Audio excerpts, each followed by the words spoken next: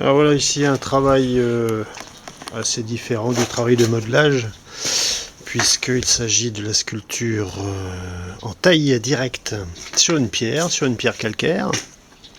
Taille directe, c'est-à-dire que je n'ai pas de dessin, j'ai pas de modèle en plâtre avec possibilité de faire un report de point, c'est-à-dire une mise au point.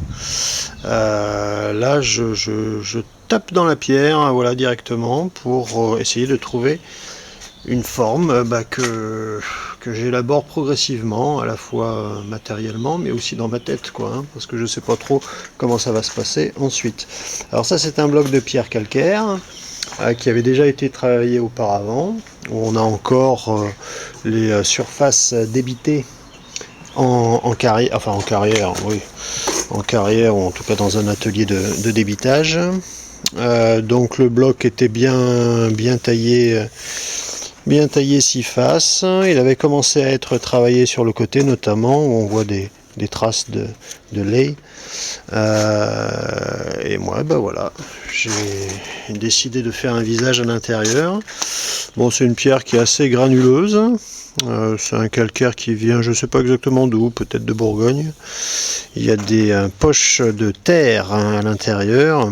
La terre, là, je l'ai enlevée, mais il y a des poches d'argile par endroits, donc quelques fragilités. Il y a des densités différentes, comme c'est le cas bien sûr pour toutes les pierres, hein.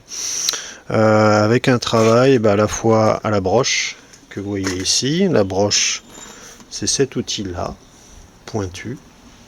Ça, c'est utilisé pour dégrossir.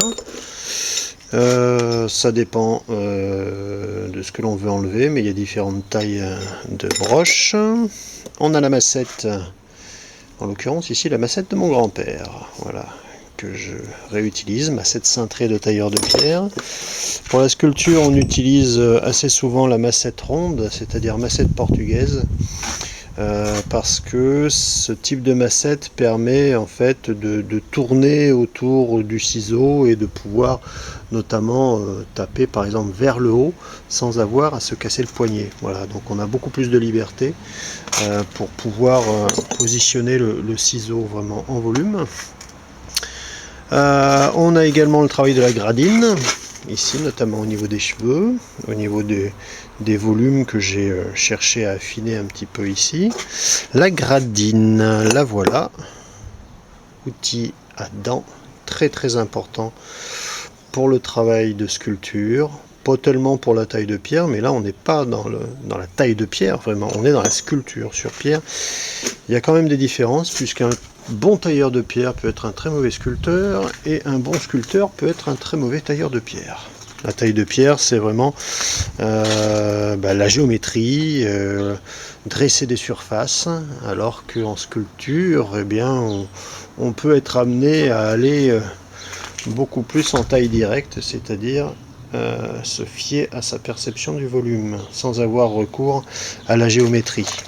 Et puis on a un travail aussi de surface que j'ai commencé à ébaucher grâce au rifloir. Voilà, le rifloir, c'est une râpe qui permet de travailler notamment les pierres assez tendres, hein, sur des pierres plus dures, du marbre par exemple. Ce serait un petit peu plus embêtant, encore que bon, ça peut se faire, si ce n'est que le rifloir est usé beaucoup plus vite. Voilà pour cette première approche, donc, avec le visage que j'ai sorti en volume, mais qui sera encore à affiner évidemment, et puis à voir ce qui va être fait tout autour.